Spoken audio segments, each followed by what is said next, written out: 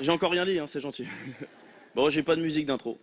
Je vais me présenter rapidement, je m'appelle Julien, j'ai 33 ans, je mesure 1m85, voilà, je suis droitier, chose du 42. Et à part ça, je suis breton. Voilà, un peu comme... Je vous aime déjà. Alors, je suis issu d'un peuple, et vous le savez, qui est pas réputé pour avoir inventé l'eau chaude. Hein. On va pas se mentir, non, on n'est pas des flèches en Bretagne. Je vais vous citer deux, trois exemples, deux, trois articles que j'ai pu trouver dans les faits divers du journal Le Télégramme. Waouh, il y en a certains, c'est de haute volée. Hein. Il y en a un, le titre c'est Rennes, sa femme accouche, il s'enfuit avec le placenta. Véridique, hein. Saint-Brieuc, il conduisait nu pour ne pas froisser son pantalon. Et on peut encore aller plus loin. Hein. La Bretagne, c'est comme le Darknet. Hein. Plus tu t'enfonces, plus tu risques de voir des trucs chelous. Vous voulez qu'on aille jusqu'au bout? Ok, alors accrochez vos ceintures les copains, on va aller jusqu'à Brest. Retrouvé ivre le long du port, il tentait de réanimer un matelas pneumatique.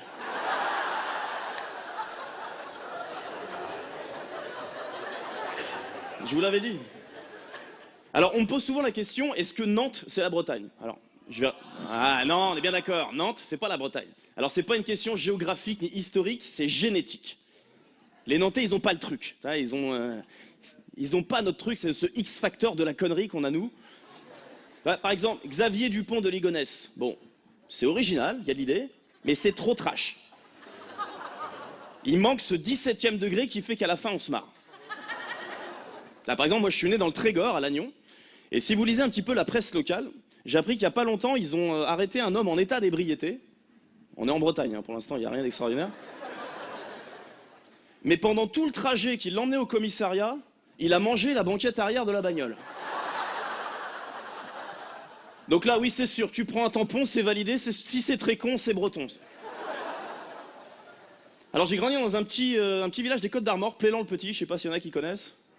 Ouais, c'est gentil. Donc c'est un village, pour ceux qui connaissent pas, c'est un truc où tout est à l'unité, il y a une mairie, une poste, une boulangerie. Même dans mon école, il y avait une classe. Hein.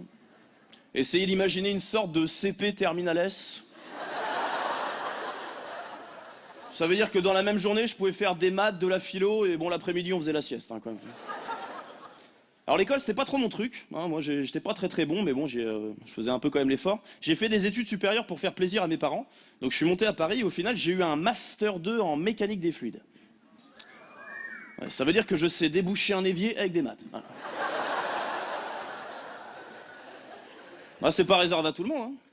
Bah, il faut savoir appliquer le théorème de Bernoulli, histoire de créer une petite variation de pression dans le conduit, attendre un quart d'heure, voilà, voir que ça marche pas et aller acheter du desktop. Voilà. Alors pourquoi la mécanique des fluides? Bah j'en sais rien. Hein. C'est pas un choix que j'ai fait par passion. Je me suis pas dit à 8 ans, moi quand je serai grand, j'étudierai les phénomènes de turbulence dans l'air à basse altitude, c'est sûr. Non. À cet âge-là, tu te dis plutôt, bah la prochaine fois, j'éviterai de pisser quand le vent arrive de face.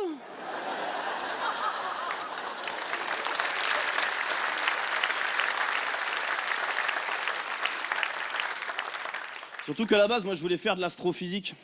J'ai toujours aimé ça, moi, depuis gamin, les galaxies, les planètes, les kebabs, tout ce qui tourne autour d'un axe, je trouve ça incroyable. Mais bon, on m'a pas laissé ma chance. On m'a tout de suite mis des bâtons dans les roues. J'en ai fait un premier trimestre à la fac, et c'est vrai. J'avais une Colombienne en cours à côté de moi. Elle mettait des strings fluo, j'ai rien écouté, voilà. Donc au final, j'ai fait de la mécanique des fluides. Alors après 5 ans d'études, 6 mois de chômage et quelques pistons de ma mère, qui aboutiront à 2 ans de chômage supplémentaire, je découvre le monde du travail. Donc je suis ingénieur calcul dans l'automobile.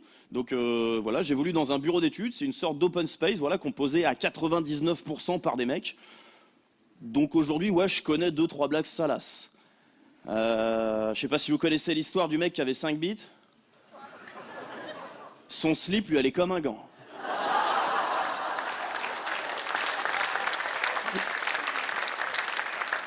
Elle est pas de moi, même, fait rire.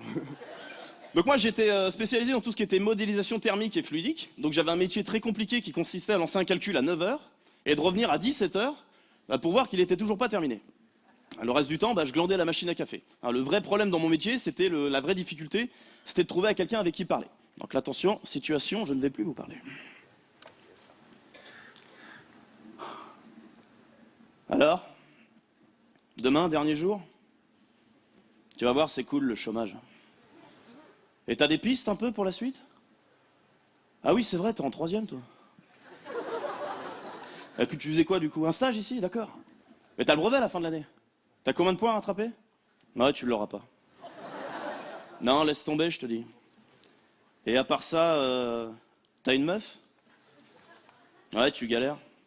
M'étonne pas. On dirait moi quand j'avais 15 ans. T'es voûté, t'as le front gras, avec des boutons plein la tronche. Tiens, t'en as un qui saigne là, c'est pas joli. Et tu sais pourquoi t'as pas de meuf? Bah je vais te dire pourquoi t'as pas de meuf. Tu sais pourquoi t'as pas de meuf? Parce que t'as pas confiance en toi. Mais ça, c'est terminé. Aïe, pardon. Je prends les choses en main. Lundi, les minettes, elles vont voir débarquer un nouveau Michael, sûr de lui, et qui met plus des sweets Waikiki. Tu vas débarquer en mode bas les couilles. Côté bad boy, ça marche toujours. T'arrives, tu checkes le prof de maths, ça va ma gueule, bien? Ah, il paraît qu'il y a un terreau ce matin? Ah, non, je crois pas. Boum, chabit! T'imposes ton style. Et rien que ça, tu vas voir, elles vont toutes être... Oh là là, mais c'est qui ce mec? C'est Michael Rostronant, il est en conduite accompagnée. Et il a une carte mosaïque. Attends, ça veut dire qu'il peut retirer jusqu'à 20 € par an. Non, 30, son père travaille au Crédit Agricole. Mais tu calcules pas. Il faut que tu restes inaccessible. Les femmes adorent les hommes de pouvoir, ça les fascine. Fais-moi confiance, mec. Moi, des gonzesses dans ma vie, j'en ai niqué 4. Et j'ai que 31 ans. Et tu verras, dans quelques années, le plus dur, c'est pas forcément de se les faire. Non, c'est de vivre avec. Parce qu'elles sont complètement névrosées. On va faire un petit exercice de simulation. Tu vas te mettre dans la peau d'une femme et tu vas me dire de quelle couleur est le t-shirt de Malika. Orange? Perdu, il est corail. C'est flippant, hein? Et elles ont toutes une palette comme ça. Si tu veux plus d'informations sur le sujet, je te conseille les magazines féminins comme Biba ou Grazia. Tu y découvriras un monde complètement différent du nôtre, avec des questionnements sur la vie du genre il me plaît, mais il est sourd-muet. Eh ben, comment lui dire?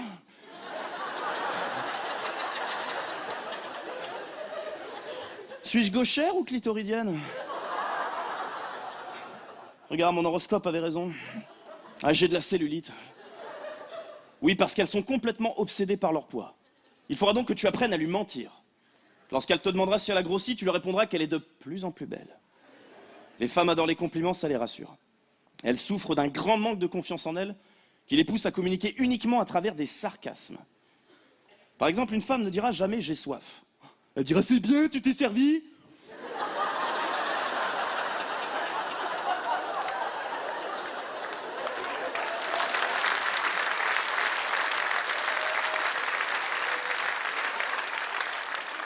Elles sont nerveuses, angoissées, paranoïaques.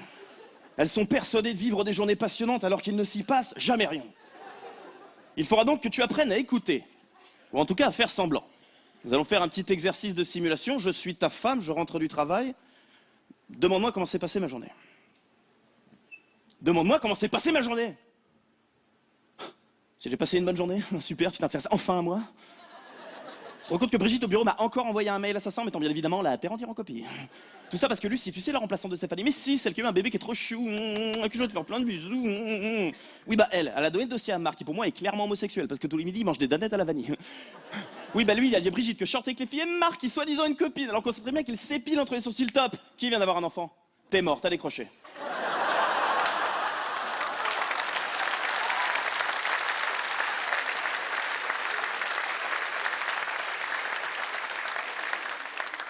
Comment tu te sens là? Vertige, nausée? T'as envie d'allumer la télé, c'est normal. Ton cerveau vient d'enregistrer beaucoup trop d'informations inutiles en peu de temps. Il cherche à s'échapper. Mais toi, mon coco, tu n'iras nulle part. Elles savent comment garder un homme. Est-ce que tu regardes des films porno, Michael? Dis-moi la vérité, s'il te plaît. C'est super, hein? Toutes ces femmes qui réclament du sexe et encore du sexe. Ah oui, ben en vérité, c'est pas ça du tout. Non, quand tu vis en couple, le sexe, c'est événementiel. Donc tiens-toi toujours prêt parce que ça peut tomber à tout moment. Et madame ne supportera pas être frustrée. Elle attendra de toi que tu sois un amant inventif et passionné. Il faudra que tu sois doux, câlin, mais viril. C'est là où est la subtilité.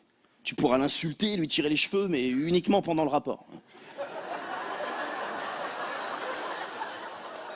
J'ai déjà tenté un passe-moi le gratin, sale pute.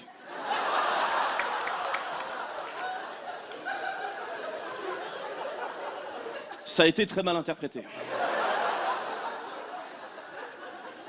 Il faut baiser, Mickaël. Il faut toujours baiser. Tu mettras ça dans ton rapport de stage. Si, c'est très important. Parce que ce sera le ciment de ton couple. Tes parents sont toujours ensemble? Oui, bah tu demanderas à ta mère pourquoi. Bon. Allez, place à la pratique. Tu vas aller me déglinguer, Catherine. Eh ben, tu prends ton sac à dos, tu montes à la compta. Bah oui, il faut bien que je t'évalue sur quelque chose. Moi, je mets quoi comme note à ton stage? Eh ben, c'est simple, t'as pas la moyenne. Je t'avais dit que t'aurais pas ton brevet.